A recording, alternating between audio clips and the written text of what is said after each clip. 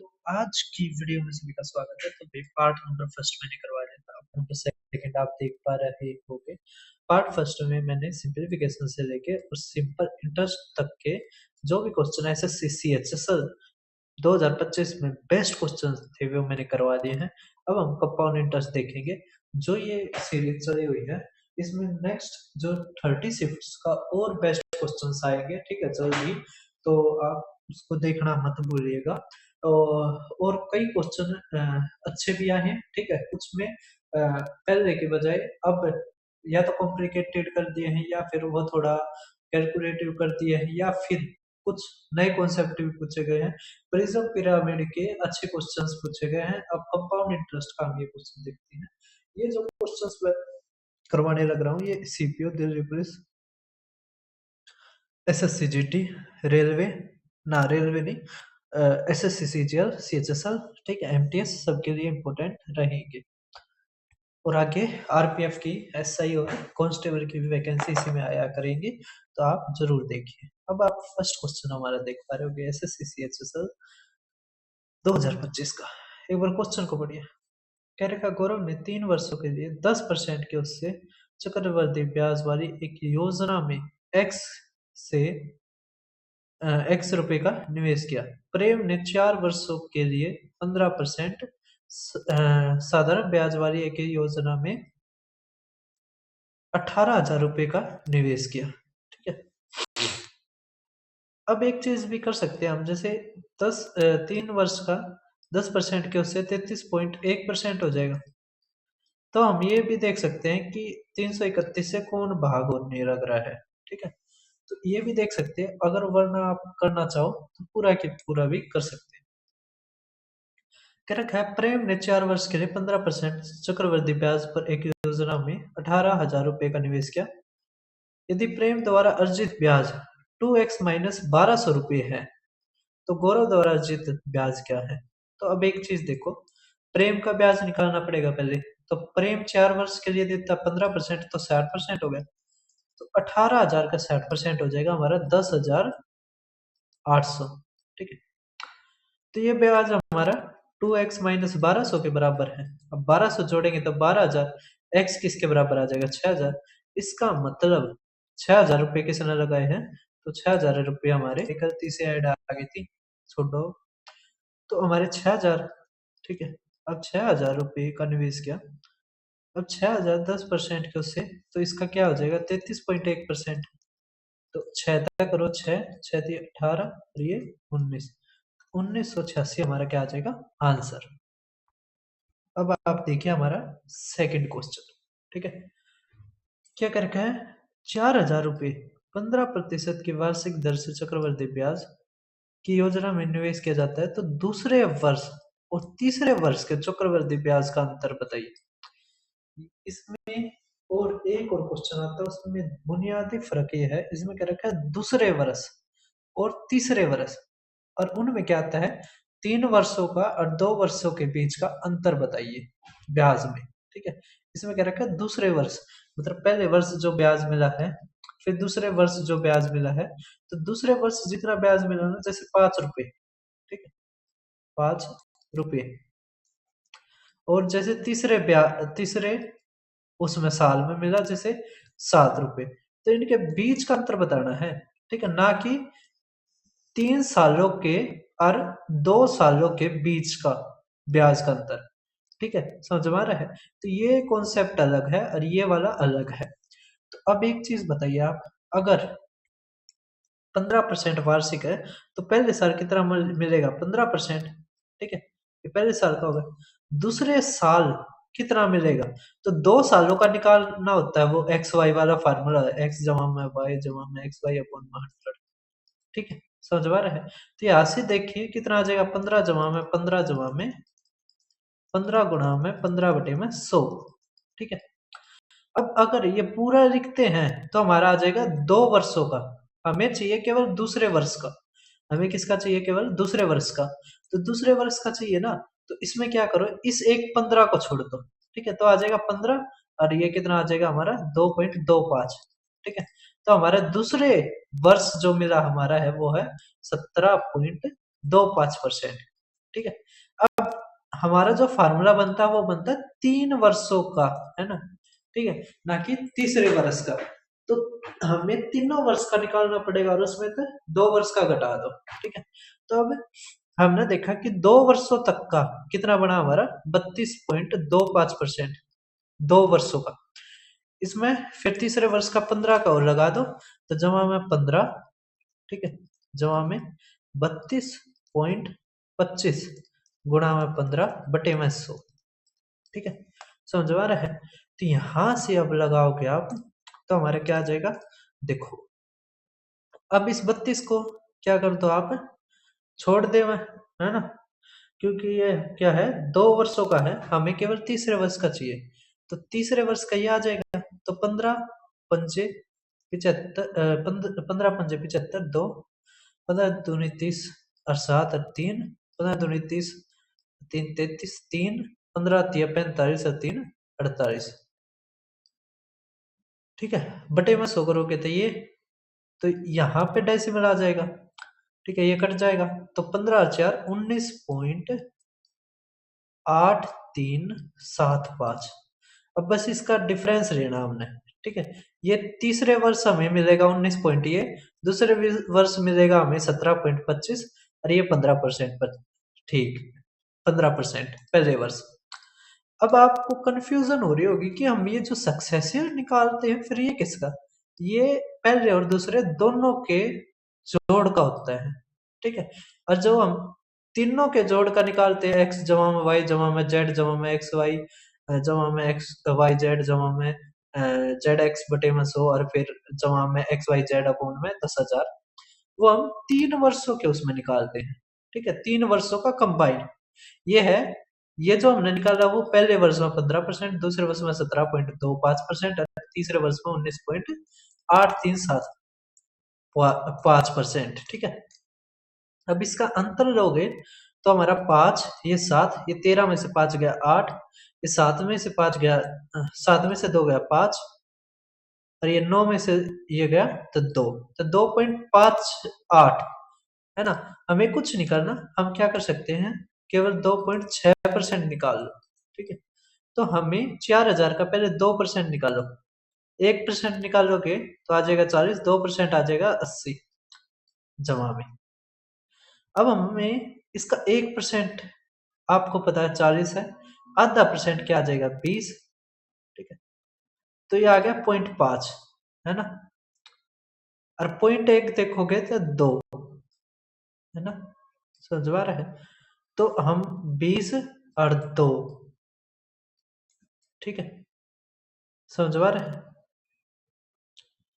तो हमारा क्या आ जाएगा 102, है ना। तो अब एक चीज देखिए, हमारे ये क्या आ गया 2%, ठीक है, ये हमारा क्या आ गया 2%। अब ये आ गया हमारा 0.5%, हमें 0.1 भी चाहिए, ठीक है। अगर 0.5 ये है, 0.1 निकालेंगे तो यहाँ पर 4 आ जाएगा, ठीक है। तो हमारा क्या आ जाएगा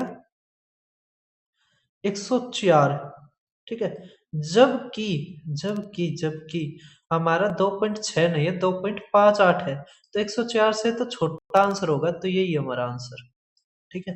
पर तभी सब समझ आ रहा है। अब देखिए आप नेक्स्ट क्वेश्चन, बहुत ही अच्छा क्वेश्चन था ये, हमारे राजस्थान में भी अभी ग्रुप डी में भी पूछा गया था और बहुत सारे बच्चों ने वो गलत किया था, ठीक है। अब देखो कह रहे कि एक निश्चित राशि पर समान वर्ष में 3 वर्ष में ये और 5 वर्ष में चक्रवृद्धि ब्याज, हमें ये और ये रुपये हैं, तो राशि बताइए, मतलब प्रिंसिपल बताइए। अब समझिए ये जो हमारा क्वेश्चन है ना, ये इतनी बार पूछा गया सीएचएसएल में, इतनी बार क्या ही मैं बताऊं, ठीक है। तो अब इसको निकालने का वही तरीका हमारा क्या, अमाउंट अमाउंट बटे अमाउंट, जब 12,884.08 है ना बटे में 100, और ये हमारा 10,648, और यहाँ पर आ जाएगा 1 में रेट बटे में 100, है ना, और 5 और 3 के बीच का डिफरेंस क्या है 2, ठीक है। अब हमें 4 से भाग करना है, 4 दूनी 8, ठीक, 4 छिक 24, 4 छिक 24, 4 दूनी 8। अब यहाँ पे देखो 4 तिये 12, 4 दूनी 8, 4 दूनी 8, 4 एकम 4 और ये 4 दूनी 8। ठीक है, अब देखिए, अब 2 से करते हैं तो 1 3 1 1। ठीक है, अब यहाँ पे देखो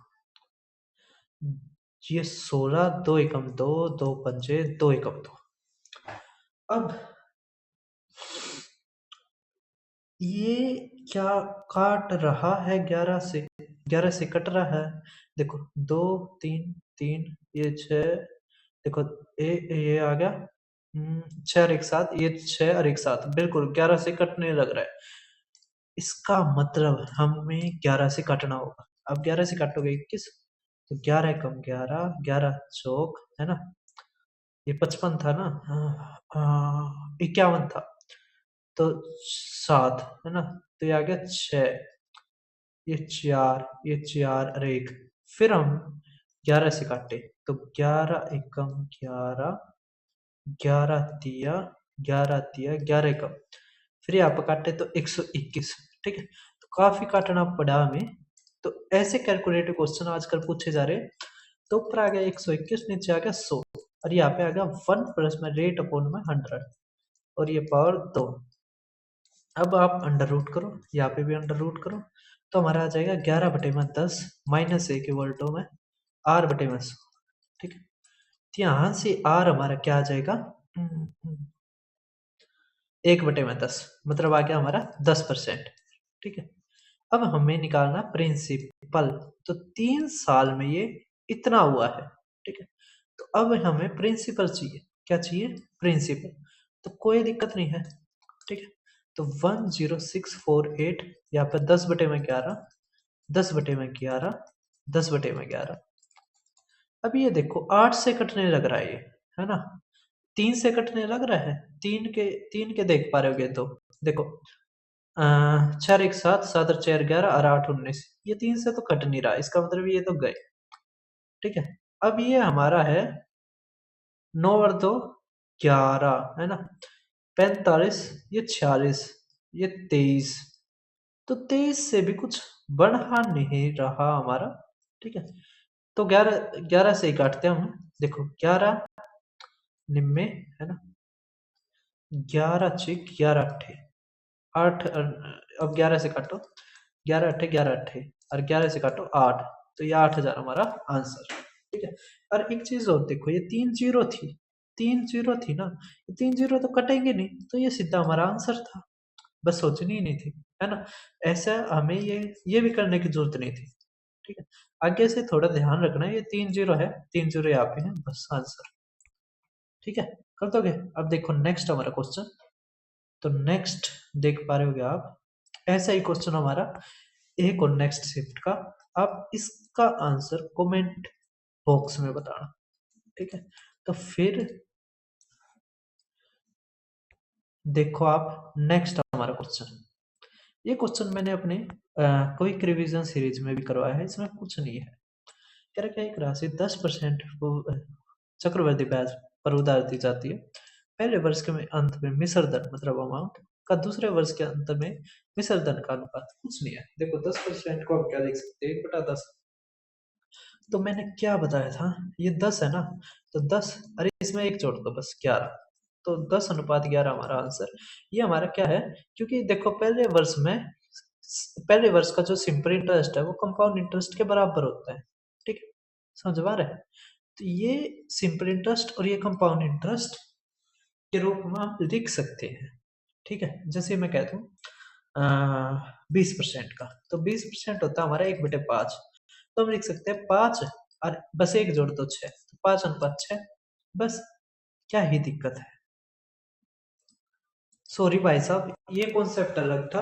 ठीक है, अरे ये वाला अलग है, इसमें कुछ नहीं। आप जैसे भी 1 और 2 का है ना, आप एक वाले में तो सीधा वही लिख दोगे और दूसरे वाले में सक्सेसिव करके लिख दो और उसका रेशियो लिख दो। ठीक है, ये वाला जो मैंने कॉन्सेप्ट बताया है ये ध्यान मत देना, ये दूसरे वाला था, थोड़ा मैंने गलत बता दिया, लेकिन आप इस चीज का ध्यान रखना। ठीक है, तो अब देखिए आप नेक्स्ट हमारा क्वेश्चन नंबर कंपाउंड इंटरेस्ट में 7500 रुपये की राशि को 2 वर्षों के लिए 8% चक्रवृद्धि ब्याज की पेशकश करने वाली एक योजना में निवेश किया जाता है। 2 वर्ष के बाद समान राशि पर समान ब्याज दर के साधारण ब्याज और चक्रवृद्धि ब्याज के बीच का अंतर इतना है तो 8%। इसका कुछ नहीं होता, कुछ भी नहीं होता। क्या करो, बस R/100 लिख दो, इक्वल टू हमारा क्या आ जाएगा, रूट कर दो क्या, compound interest minus simple interest upon में प्रिंसिपल। अब हमारा क्या दे रखा है, 108 बटे में 7500। ठीक है, अब देखो 12 निम्मा, ठीक है, 12×6 = 72, 12×2 = 24, 12×5 = 60। अब रूट करोगे तो 3/25, 25 से ये काट दो 4, ये 4 उस तरफ जाएगा तो R% आ गया हमारा 12%। ठीक है, समझ में आएगा। अब देखिए आप नेक्स्ट हमारा क्वेश्चन, तो नेक्स्ट आप देख पा रहे होगे ट्रेन के सवाल। तो ट्रेन के भी कई अच्छे भी पूछे गए और कई बिल्कुल बेसिक भी पूछे गए हैं, लेकिन हम यहाँ पे अच्छे लेके आए हैं जो कुछ ना कुछ अलग था जिसमें करके एक रेलगाड़ी 50 किलोमीटर प्रति घंटा के उससे 100 किलोमीटर चलती है, तो कितने लग गया, 2 घंटे लग गए जमा में। क्या रहेगा, पटरी की मरम्मत के कारण 60 किलोमीटर तक उसकी गति 40% कम हो जाती है। तो 50 की 40% कम होगी तो कितनी रहेगी, 60%। तो 6/10 तो आ गया हमारा 30। तो अब 30 किलोमीटर प्रति घंटा के उससे चलेगी तो कितना टाइम लेगी, तो 2 घंटे। तो 2 जमा में 2, 4 घंटे हमारा आंसर। ठीक है, कर दोगे। अब देखिए आप नेक्स्ट हमारा आंसर ना, नेक्स्ट हमारा क्वेश्चन, ये क्वेश्चन अच्छा है और मैंने कोई रिवीजन में भी ये करवाया है। ठीक है, देखो रेलगाड़ी P एक खंबे को 8 सेकंड में पार कर सकती है, जबकि रेलगाड़ी P को पार करने में 15 सेकंड लगते हैं। तब वे समानांतर पटरियों पर विपरीत दिशाओं में चलती हैं। यदि रेलगाड़ी P और Q की लंबाई का अनुपात इतना है तो P की चाल इतनी है तो Q की चाल कितनी है। कैसे करेंगे, आसान है। पहले हमें लेंथ चाहिए किसकी, P की। ठीक है, देखो रेलगाड़ी P एक खंबे को इतने सेकंड में पार करती है तो 8 सेकंड। अच्छा, ये लेंथ का अनुपात दे रखा है P और Q का, तो हम मान लेते हैं 2x और ये 3x। ठीक है, अपोन, अब 54 किलोमीटर प्रति घंटा है, हमें किलोमीटर प्रति घंटा में चाहिए तो हम किलोमीटर प्रति घंटा में ही करते हैं। ठीक है, तो अब ये सेकंड में है, पहले इसको मिनट में बदलो 60, फिर घंटे में, फिर 60 तक आ। ठीक है, अब देखो 6 नीम 54, 2 चौके 8, तो x की वैल्यू आ गई हमारी 36 और 6 तक काट दोगे तो 6/100 आ गया। क्या आ गया हमारा, 6/100। ठीक है, ठीक है, किलोमीटर। अब अगर x की वैल्यू इतनी है तो हमारा ये 3 गुना में ही है, तो हमारा क्या दे रखा के देखो अब, तो जबकि रेलगाड़ी Q को P को पार करने में 15 सेकंड लगते हैं, तो 15 सेकंड अब घंटे में बदलो तो 60 और ये 60। अब दोनों की क्या है, अगर आपस में ये पार करने लग रही है, दोनों की लंबाई जोड़ेगी तो ये 5 गुणा में 5x हो गया ना, तो x की जगह 6/100, ये हमारा किलोमीटर में है। अब नीचे टाइम देखो, ये 54 किलोमीटर। अब विपरीत दिशाओं में है तो जुड़ जाएगा, जवाब में हमने Q की स्पीड मानी Q ही। ठीक है, अब 5 दिया 3 दूनी, ठीक है, ठीक है, अब ये बस यहाँ पे जाकर गुणा हो जाएगा, तो ऊपर आ गया हमारा 60 गुणा में 60। तो देखो डबल जीरो से डबल जीरो गई, तो 6 दूनी 12 ना, 6×6 36, 36 दूनी 72, तो 72 इक्वल टू 54 जमा में Q। ठीक है, तो 72 में से 54 गया तो 12 में से 4 गया 8, 6 में से 5 गया 1, तो 18 किलोमीटर प्रति घंटा हमारा क्या हो गया आंसर। ठीक है, कर दोगे। अब देखिए आप हमारा next question, time speed distance, next question नहीं, next chapter, time speed distance. तो हमारे ट्रेड के इतने ही अच्छे क्वेश्चन आए हुए थे पहले 20 शिफ्टों में, अगली जो 30 शिफ्टें हैं उसमें जो अच्छे आए हुए होंगे वो मैं आगे करवाऊंगा। ठीक है, अब देखिए ये क्या क्या रखा है, एक कार बिंदु P से Q तक स्थिर गति से चलती है। यदि कार 10 किलोमीटर प्रति घंटा त्वरित होती है तो 1 घंटा कम समय लगता है। यदि इसकी गति एक अतिरिक्त 10 किलोमीटर प्रति घंटा और बढ़ा दी जाती है तो इसको 45 मिनट की बचत होती है। तो बताइए P और Q के बीच की दूरी कितनी है। सेम लैंग्वेज के ऊपर हमारे कैट में भी क्वेश्चन आया है। किस में आया है, कैट में आया। यार मैं कैट का तो करवा ही नहीं पा रहा, मेरा इतना बिजी शेड्यूल होता है। कैट के जो अच्छे क्वेश्चन है मैंने लगा के अलग कर रखे हैं, ठीक है ना, तो मैं उनको करवा पा रहा हूँ ना कुछ, क्योंकि अब कल का टाइम रहेगा, कल मैं वो 30 शिफ्टों का करूंगा, उसके बाद EMRS का आ जाएगा, फिर चैप्टर चले हुए हैं, कैट के यार मैं क्वेश्चन करवा ही नहीं पा रहा। ठीक है कोई नहीं, लेकिन भगवान आप इतना मुझे मतलब योगदान कर रहे हैं तो धन्यवाद, है ना। क्योंकि कईयों के पास तो कुछ भी नहीं है, सोचने के लिए दिमाग भी नहीं है, हमारे पास इतना बिजी शेड्यूल है। अब देखो क्या रखा है, कार बिंदु P से Q तक स्थिर गति से चलती है। कार की अगर इतनी कम हो जाए तो अब एक चीज बताओ, डिस्टेंस इक्वल टू क्या होता है हमारा, स्पीड गुणा में टाइम। ठीक है, स्पीड गुणा में टाइम। अब स्पीड अगर इतनी बढ़ा दी जाए, स्पीड क्या है 10 बढ़ा दी जाए, और तो टाइम कितना घट जाता है, 1 घंटा, तो T-1 हो जाता है। ठीक है, तो यहां से हमारी फर्स्ट इक्वेशन बनेगी कि हम डिस्टेंस इक्वल टू यह हो जाएगा ना, है ना, क्योंकि डिस्टेंस तो उतनी है कर रहा है, बस ये अब क्या है, अगर स्पीड बढ़ गई तो टाइम घट रहा है। तो यहाँ से हम लिख सकते हैं एस टी इक्वल टू में एस प्लस में 10 और ये T-1। अब इस इक्वेशन को सोल्व कीजिए आप, तो यहाँ से आ गया हमारा एस टी। ठीक है, तो माइनस में एस जमा में 10T माइनस में 10। ठीक है, एस टी था एस ये गया, तो यहाँ से हमारा क्या गया, एस माइनस में 10T इक्वल टू -10। ये आ गई हमारी फर्स्ट इक्वेशन। अब सेकंड देखिए आप, सेकंड क्या कह रखी है, यदि इसकी गति एक अतिरिक्त 10 किलोमीटर प्रति घंटा और बढ़ा दी जाए, मतलब कि अगर पहले s प्लस में 10 था, 10 और बढ़ा दिया तो वह हो गया हमारा s प्लस में 20, तो हमारी 45 मिनट कम हो जाती है, मिनट की बचत होती है। ठीक है, तो पहले होती थी 1 घंटे की, अब उसमें 45 मिनट और, तो 60 जमा 45 हमारा हो गया 105 बटे में किलोमीटर में बदलना है तो 60 का भाग कर दो, तब 15 चौके 15 सत्ते। ठीक है, तो हमारा आ गया T-7/4। ठीक है, इक्वल टू एस टी। अब यहाँ से भी सोल्व कीजिए तो हमारा आ गया एस टी, ये माइनस में 7/4 एस जमा में 20T माइनस में 4 5 माइनस में 35।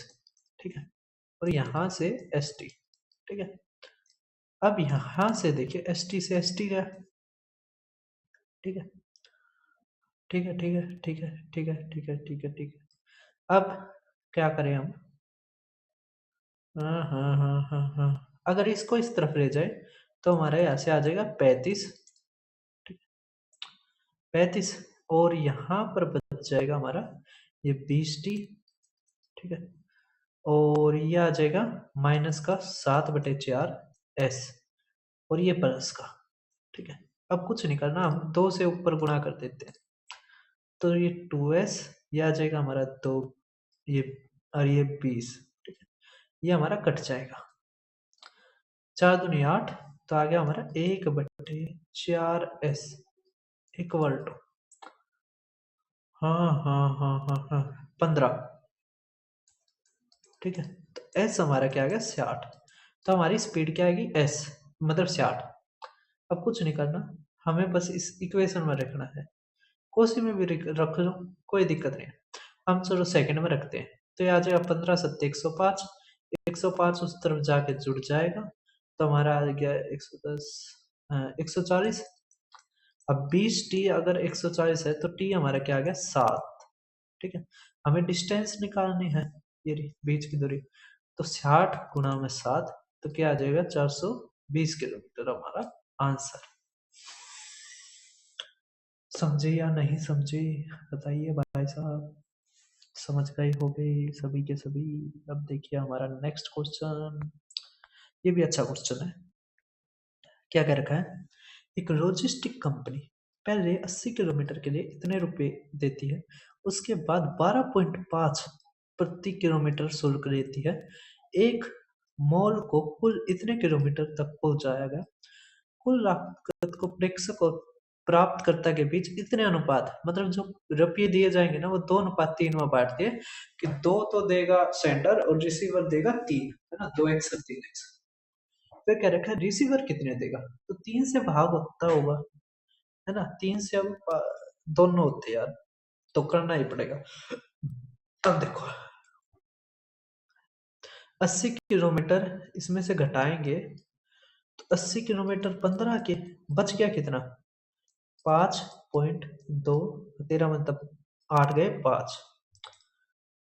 अब ये हमारा है 12.5 के उससे, ठीक है, तो यहाँ पे गुणा करो, 15 8 120 और ये 0 जमा में, अब गुणा करने हैं बस हमें, ठीक है, तो ये आ गया ये 125, 25 पंजे 625, है ना, ये 5 ये 6, 25 पंजे 25 पंजे 125, 131, ठीक है, अब यहाँ पे गुणा, ठीक है, ये आ गया हमारा 5 ये 2 ये 5 जमा में 5 2, ठीक है, हम ये 6 ये 5 और ये 6, ठीक है, तो ये 6 5 6.25 इतने रुपए, है ना।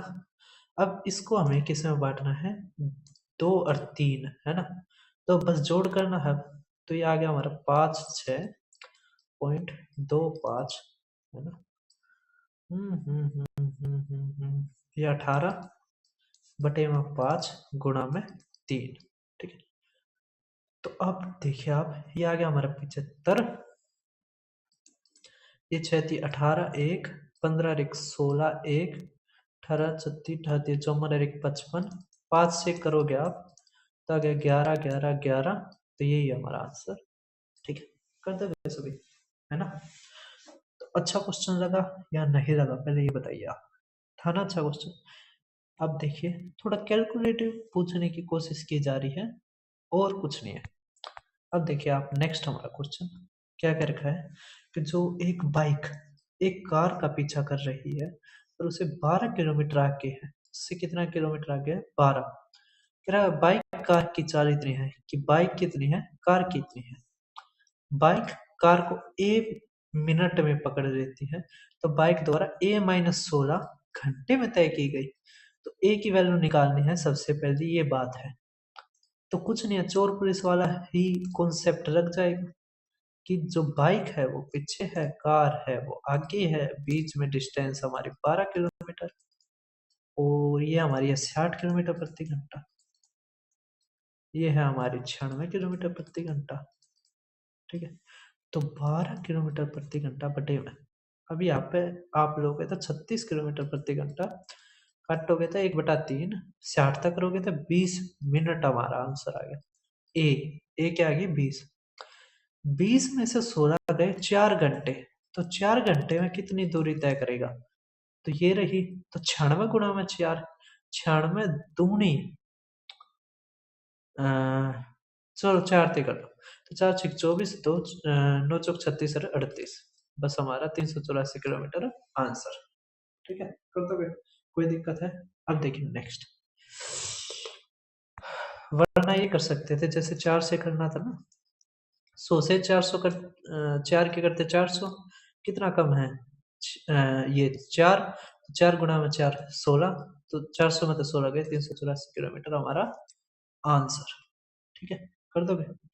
अब आप नेक्स्ट देखिए हमारा चैप्टर टाइम एंड वर्क, तो टाइम एंड वर्क के भी काफी अच्छे क्वेश्चन पूछने की कोशिश की गई है, लेकिन हमने सबके दाग के उधेड़ दिए है। अब देखो क्या रखा है, ए किसी काम को उतने ही समय में कर सकता है जितने काम समय में बी और सी मिलकर कर सकते हैं, इसका मतलब एफिशिएंसी है जो ए की वो किसके बराबर है, बी प्लस में सी के, है ना, ये दोनों मिलकर जितने एफिशिएंसी से करते हैं जितने दिनों में करते हैं उतने अकेला ए कर देता है उतने दिनों में। इसका मतलब ए की एफिशिएंसी बी और सी दोनों की एफिशिएंसी के बराबर है। अब कह रखा है ए और बी मिलकर किसी काम को 10 दिन में करते हैं, ठीक है भाई साहब, जबकि बी अकेला उस काम को 25 दिन में करता है, ठीक है। एलसीएम ले लो, 50 आ गया, ये इसकी 5 एफिशिएंसी, इसकी 2। इसका मतलब अगर बी की 2 एफिशिएंसी है तो ए की कितनी है, 3। इसका मतलब ए की अगर 3 है, बी की अगर 2 है, तो ए की सी की कितनी आएगी, 1, है ना। तो सी की एफिशिएंसी 1 है। करेगा सी अकेले इस काम को कितने दिन में करेगा, तो 50/1, तो 50 दिन में। समझ पा रहे हैं? तो इसमें जब कहते हैं ना कि उतने ही समय में कर सकता है, इसका मतलब इतना, इसका मतलब क्या है, जब ये ऐसा क्वेश्चन पूछता है, कहता है या देता है कि ए बी और सी के सेम समय में ही करता है या उतने ही समय में कर सकता है, इसका मतलब ए की एफिशिएंसी बी और सी दोनों की एफिशिएंसी के बराबर है, ठीक है। इससे आसान तरीका आपको कहीं नहीं मिलेगा और ये क्वेश्चन बहुत ज्यादा बार पूछा जाता है। आईबी में भी पूछो मत भाई साहब कितनी बार आया है, ठीक है। अब ये तो हमारे टीसीएस का ही पैटर्न है कि इतने कार्य पूरा होने से इतने दिन पहले चला गया तो कितने दिन में आर से इस कार्य को पूरा किए करेगा, तो कुल कार्य कितने दिनों में पूरा हुआ वो पूछ रखा है, कोई दिक्कत नहीं है। देखो कह रखा है पी क्यू आर अकेले काम करते हैं तो 15 20 30, तो पी ये क्यू ये आर, ये 15 दिन में, ये 20 दिन में, ये 60 दिन में। तो हमारा यहां से क्या आ गया, एलसीएम 60, तो 15 छक्के 20 दिया और 30 दूनी, ठीक है। ये आ गया हमारी एफिशिएंसी। करके वे तीनों साथ मिलकर कार्य को आरंभ किया, परंतु 4 दिनों के पश्चात पी ने कार्य छोड़ दिया। तो तीनों ने मिलकर 4 दिन तक काम किया, तीनों मिलकर एक दिन में कितना कितना करते हैं, 9 और 3 7 और 2 9, 9 काम ये एक दिन में करते हैं, 4 दिन में 9 गुना में 4 36 काम। तो 60 में तो 36 गया, 24 काम बच गया। क्यों ने कार्य पूरा होने से 6 दिन पूर्व कार्य छोड़ दिया। तो जब भी ऐसा है ना कि इतने दिन पहले छोड़ दिया, अब पी तो करवा नहीं रहा, कौन बच गए, क्यों आर। तो जब भी ऐसा क्वेश्चन आए ना कि इतने दिन पहले छोड़ दिया, कुछ नहीं है, जो बचा हुआ काम है ना, जैसे ये 24 तो जमा में कर दो आप, ठीक है। और 6 दिन, क्या है 6 दिन, तो जैसे ये 6 दिन का है ना, तो देखो क्यों कितने 6 दिन में कितना काम करता है, तो 18, 6 × 18, तो ये जो 18 काम है ना, ये जोड़ दो बचे हुए काम में और फिर दोनों तय करवा दो, तो आ गया बटे में 5। तो हमारे यहाँ से आ गया 42/5 दिन में क्यू और आर कर देंगे, जब ये क्यू 6 दिन पहले छोड़ कर जाता है। अब कह रखा है कुल कार्य कितना समय लेगा, तो 42/5 ये और 4 दिन तक तीनों ने मिलकर करा था, तो जमा में 4, तो आ गया हमारा 62/5 हमारा आंसर, ठीक है। कर दोगे। अब देखो हमारा नेक्स्ट क्वेश्चन, नेक्स्ट ये रहा। अब देखिए आप क्या दे रखा है इसमें, ये दे रखा है ए बी सी मिलकर एक काम को 8 दिनों में पूरा कर सकते हैं, ए और बी मिलकर 12 दिन में, बी और सी मिलकर 6 दिन में, अकेले सी उस काम को कितने दिनों में पूरा कर सकता है, सी का पूछ रहा है। कोई दिक्कत नहीं, आसानी से कर देंगे एफिशिएंसी से। कैसे, हम देखो ए प्लस में बी कितने दिन में करता है, 12 दिन, बी प्लस में सी कितने दिन में, 16 दिन में, और तीनों ए बी सी 8 दिन में। तो 8 12 16, कैल्शियम क्या आ गया 48, ठीक है। 12 चौक 16 दिया 8 छिक। अब एक चीज बताइए, यहां से इन तीनों का देखो 6 है, ए बी का कितना है 4, इसका मतलब सी का आ गया 2। अब बी सी का कितना है 3, सी का 2 है तो बी का आ गया 1। अब ये क्या है, तीनों का मिलाकर 6। अब यहाँ से आ गया हमारा 3, तो इसका मतलब ए का क्या आ गया 3, ठीक। क्या रखा है सी, सी क्या है 2, तो 2 तब बाहर कर देंगे तो 24 दिन में वो क्या है सी अकेला इस काम को कर देगा। ठीक है, कर दोगे। इससे आसान तरीका आपको कहीं उपलब्ध नहीं है। ठीक है, सवाल करना भी और सिखाना एक कला है। ठीक है, इस कला में हम बहुत ज्यादा निपुण हैं। अब हम शुरू करते हैं इस ब्रह्मांड का सबसे बड़ा चैप्टर, मेंसुरेशन और ज्योमेट्री। ठीक है, मेंसुरेशन और ज्योमेट्री भाई साहब इतने बड़े चैप्टर्स हैं, इतने बड़े चैप्टर्स हैं, इतने ज्यादा क्वेश्चन आते हैं और इतनी टाइपें हैं, इतना फार्मूले हैं, इतने यूनिक टाइप बना सकते हैं कि भाई साहब आप पूछो मत। ठीक है, तो 20-20 क्लासों में टीचरों ने करवा रखे हैं इसके सवाल, 20-20 40-40। एक महान टीचर तो ज्योमेट्री के 60 क्लासेस बनाता, 60। ठीक है, ज्योमेट्री ज्योमेट्री की तो मेंसुरेशन और ज्योमेट्री करवाने में वे 110 से 120 घंटे लेते हैं। ठीक है, जबकि वो क्विक रिवीजन सीरीज में आप देखना मैं कैसे चुटकियों में आपको मेंसुरेशन और ज्योमेट्री करवाता हूँ। ठीक है, अब मेंसुरेशन 2D का आप पहला क्वेश्चन देख पा रहे होगे, क्या रखा है एक सर्कुलर ट्रैक है, रेडियस इतनी है, कवर किया जाता है एक यूनिफॉर्म सर्कुलर बैंड जिसकी विड्थ होगी 3.5 मीटर। किसके लिए? एक जॉगिंग पाथ क्रिएट करते हैं उसके चारों तरफ। तो एरिया बताओ आप जॉगिंग पाथ का। तो मैं इसकी इंग्लिश छुपा देता हूँ और हिंदी ही दिखाता हूँ। ठीक है, अब इसमें जो जिक्र कर रखा है एक सर्कुलर पार्ट, एक सर्कुलर क्या है जो भी है प्लेग्राउंड है या जो भी है। ठीक है, अब इसके चारों तरफ एक और बनाया जाता है जो जॉगिंग के लिए। ठीक है, ये हमने मान लिया। अब इसने क्या रखा है कि इसकी चौड़ाई बताओ, ये हमारा ये जॉगिंग के लिए बनाया है। ठीक है, इसका इसका आप क्षेत्रफल बताओ। ठीक है, एरिया बताओ। ये अंदर अंदर है। ठीक है, मेरा बाहर पैसे जा रहा है, अंदर अंदर का पूछा है। ठीक है,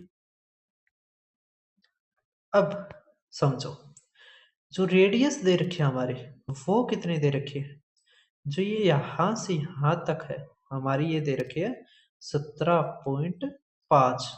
ठीक है, और जो इसकी ये चौड़ाई दे रखी है भाई साहब ये हमारी दे रखी है 3.5 मीटर। ठीक है, अब कुछ दिक्कत नहीं है, हमें इसका क्या चाहिए, एरिया चाहिए। तो हम कुछ नहीं है, इसका जो ये बाहर वाला एरिया है इसमें से यहां तक हम इसको बड़े मानते हैं पाई, ये आर। ठीक है, और ये जो यहाँ तक है ये पिंक तक है इसको मानते हैं छोटा आर। तो हम पाई आर स्क्वेयर में से आर स्क्वेयर मतलब पाई आर स्क्वेयर कटा देंगे तो पाई कॉमन, तो आ गया हमारा पाई आर स्क्वेयर माइनस में आर स्क्वेयर। ठीक है, तो यहां से हम क्या लिख सकते हैं पाई आर प्लस में आर और आर माइनस में आर। ये आप ध्यान रखना ये चीज। ठीक है, आगे से जब भी करो तो आपने यहां से शुरू करना है। ये जो जो मैंने ब्रैकेट में करा है ये आर प्लस में आर, आर माइनस में आर।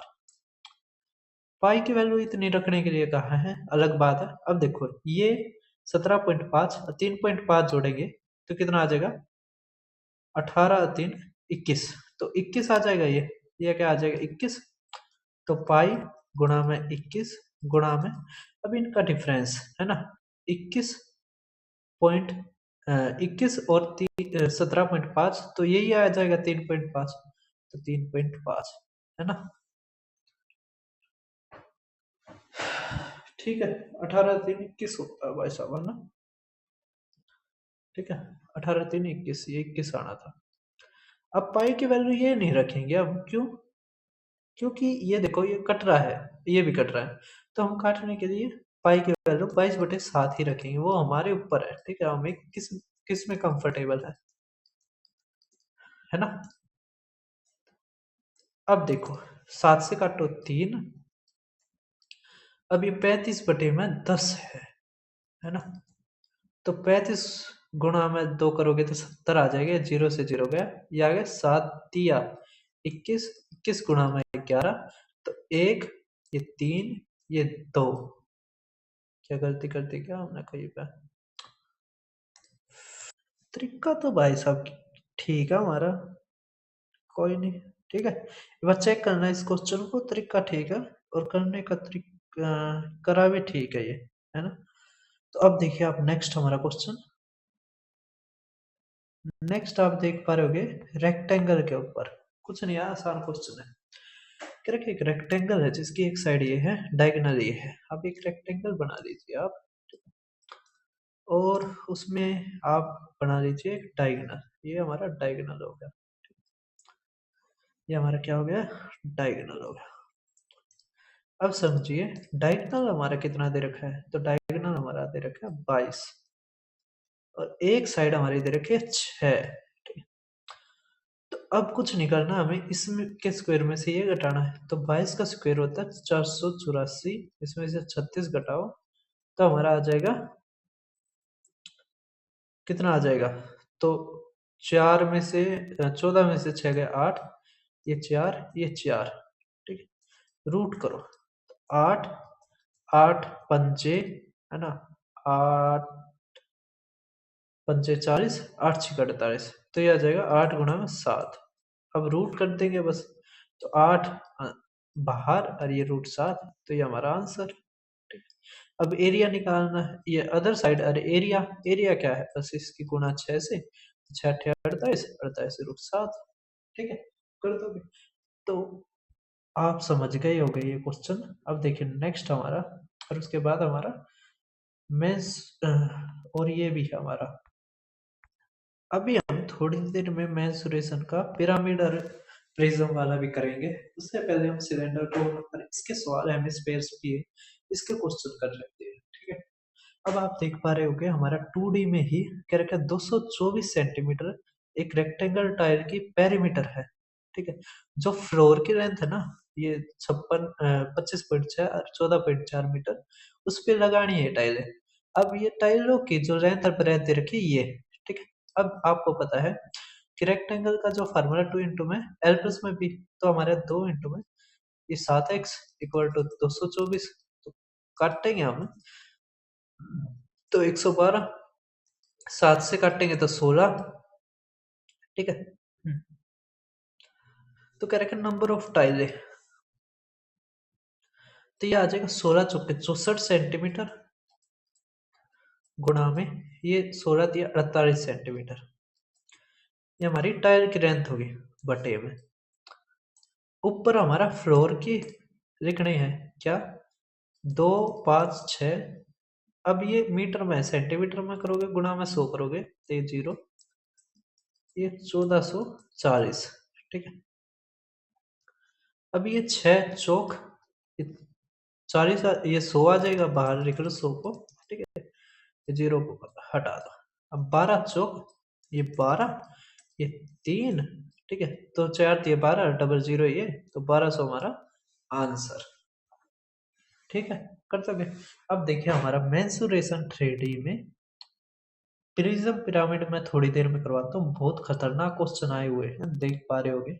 उससे पहले मैं थोड़ा एक बार आपका मूड बना देता हूँ, आप जो 3D है उसको थोड़ा समझ पाओ। प्रिज्म पिरामिड के एक नंबर के क्रिएटिव क्वेश्चन पूछे गए हैं, ठीक है।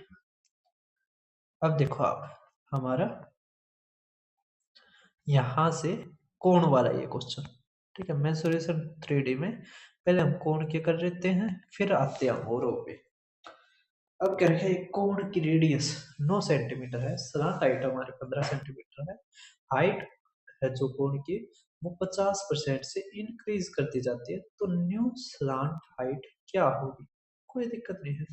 स्लांट हाइट मतलब एल जो होती है वो किसके बराबर होती है, एल का square is equal to R का स्क्वायर जमा में एच का स्क्वायर, ठीक है। अब यहाँ से एच निकालना पड़ेगा हमें, ये दे रखे है रेडियस, ये दे रखे स्लांट हाइट, तो 3 4 5, है ना, गुणा में 3, गुणा में 3, गुणा में 3, तो 12 सेंटीमीटर हमारी क्या आएगी, हाइट। अब इसका 50% बढ़ा दिया, इसका मतलब 18 हो गया अब, ठीक है। हमें क्या निकालनी है, नई तिरक ऊंचाई, तो रेडियस का स्क्वायर मतलब 9 का स्क्वायर 81, 18 का स्क्वायर 324, जोड़ेंगे हम तो आ गया 5, ये आ गया हमारा 0, ये 4, तो रूट 405। अब 400 होता है हमारा 20, तो 20 से ज्यादा है तो 20.12। ठीक है, और तो हमारे क्या है, छोटे हैं। ठीक है, कर दोगे। अब देखिए आप हमारा नेक्स्ट क्वेश्चन क्या रखा है, एक कोन को मेल्ट रिकास्ट कर दिया जाता है स्मॉलर कोन्स में, जो एक चौथाई उनकी रेडियस होती है और एक चौथाई उनकी हाइट होती है, तो कितने स्मॉल कोन्स बनेंगे। हमने जो कोन का जो फार्मूला होता है वॉल्यूम में, वॉल्यूम ऑफ कोन वो होता है 1/3, बड़े कोन में हम आर स्क्वेयर, ठीक है, पाई आर स्क्वेयर, एच होता है तो एच, तो छोटे हैं एन इंटू में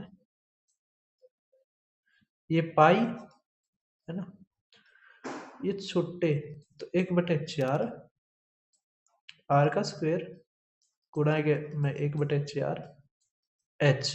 ठीक है, अब पाई से, अरे ये 1/3 ये गया, इससे ये गया। ठीक है, तो हमारा क्या आ गया, वो सॉरी आर का स्क्वायर करना था ना, तो एक बार फिर 1/4 आएगा ना, है ना, ये भूल गया था। तो यहाँ से n इक्वल टू क्या आ गया, 64, तो 64 हमारा क्या आ गया आंसर। ठीक है, जैसे आर स्क्वायर था तो 1/4 आर स्क्वायर, और ये 1/4 आर स्क्वायर, है ना, इसी तरह तो होगा। ठीक है ना, 1/4 आर और 1/4 आर।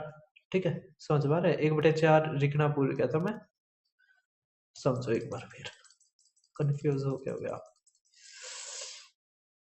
ऐसे था, तो हमने मानना ये 1/4 आर। ठीक है, अब एक बार फिर आएगा क्योंकि आर स्क्वायर है ना, तो 1/4 आर। ठीक है, तो आर से आर ये गया, ये गया, ये गया। ठीक है, तो हमारे यहाँ से क्या बच गया, ये n इक्वल टू 64, है ना, तो 64 हमारा आंसर। अब आपको समझ में आ चुका होगा। अब कोनिकल फ्लास्क क्या रखा है, एक सिलेंडर के अंदर परफेक्टली फिट आ जाता है, इसके अंदर एक कोण क्या है, फिट आ जाता है। ठीक है, हम एक कोण और बढ़ा देते हैं, यहाँ पर हम क्या करते हैं, एक मानते हैं सेंटर।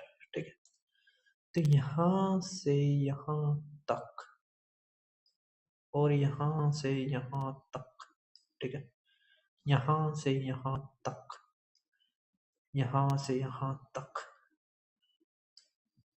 ओ सॉरी, यहाँ से यहाँ तक। ठीक है, अब देखो क्या रखा है, एक शंकुकर फ्लास्क ठीक ठाक एक बेलनाकार पत्र में फिट होता है, दोनों की आधार त्रिज्या 5 सेंटीमीटर है, ऊंचाई 12 सेंटीमीटर है, शंकु और बेलन के आयतन का अनुपात क्या है। कोई दिक्कत नहीं है, समझो। हमारे वॉल्यूम का फार्मूला क्या होता है सिलेंडर में, पाई आर स्क्वायर एच, जबकि कोण में क्या होता है 1/3 पाई आर स्क्वायर एच।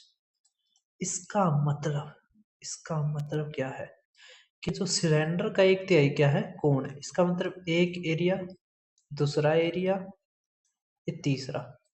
अगर एक सिलेंडर के 3 हिस्से किए जाते हैं तो उसके एक हिस्से में कौन आता है, कोण। ठीक है, तो हमारा क्या आ गया 1:3।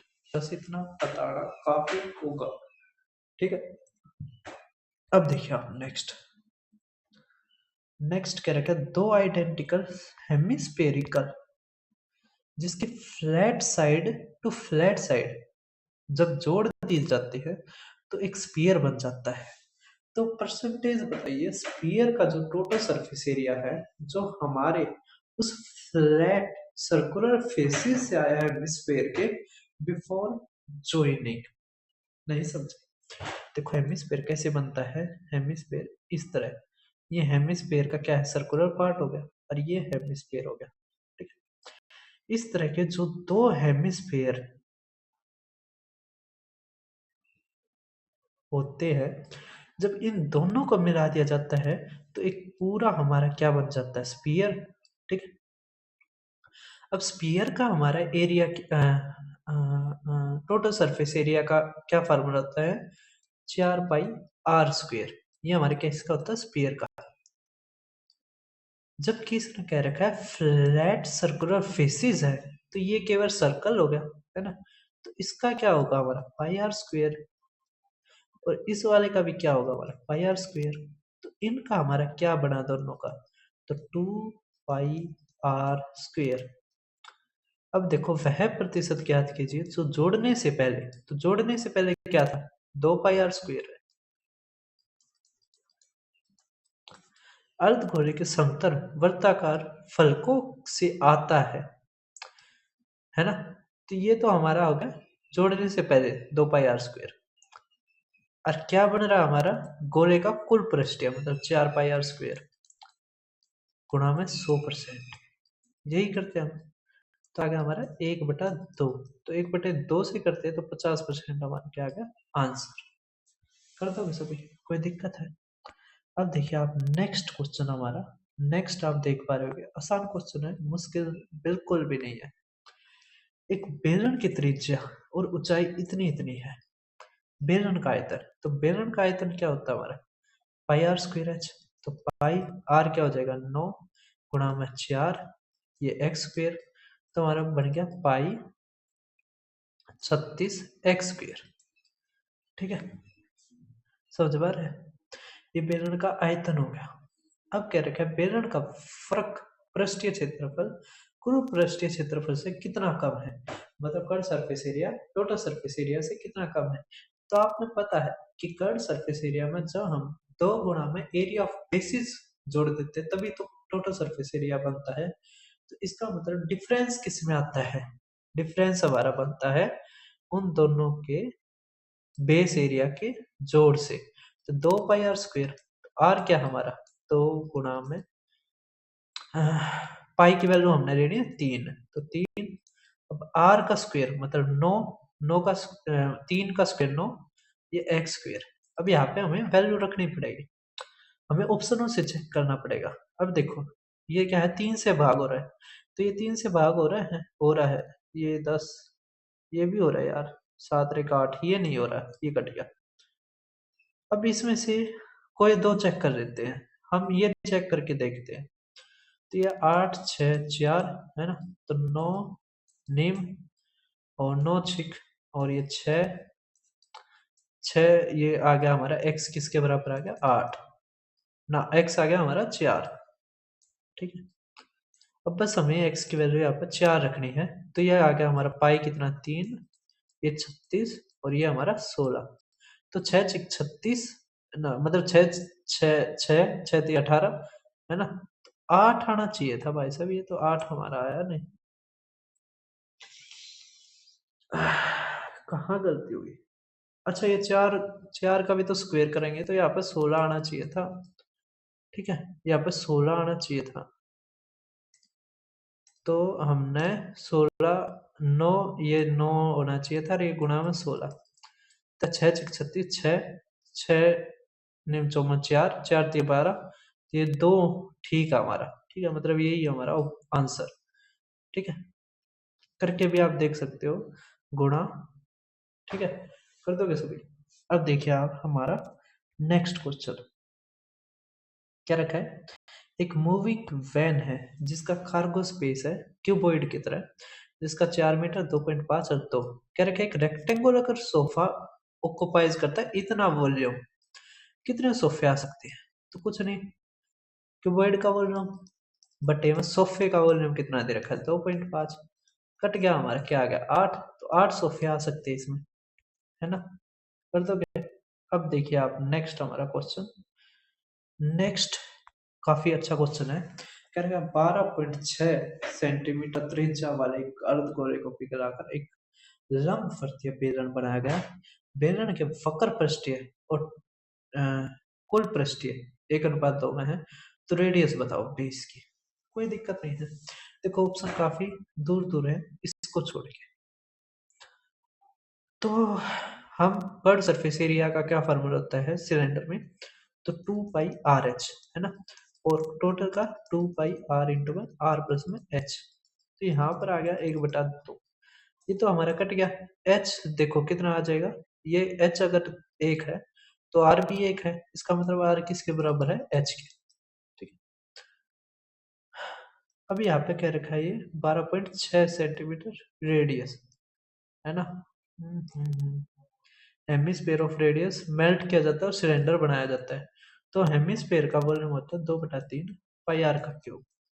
तो पाई आर का क्यूब मतलब 12.6 का क्यूब इक्वल टू सिलेंडर का होता है पाई आर का स्क्वायर एच। तो यहाँ पे भी आर का क्यूब हो जाएगा हमारा, क्यों एच आर के बराबर ही है।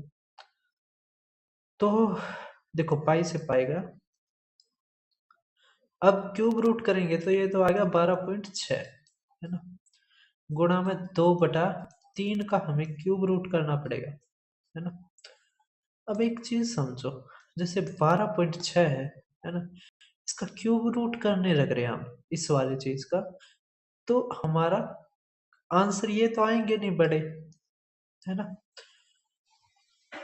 अब हम क्या कर सकते हैं, हम एक चीज कर सकते हैं, जैसे 2/3 है ना, 2/3 है, अगर इसको 27 बना रहे तो ये 27 बनाओगे तो आप 9 से कर दो, 9 से कर दो, तो आ गया हमारा ये 18 क्यूब रूट है ना, बटे में ये आ गया हमारा 27 मतलब 3।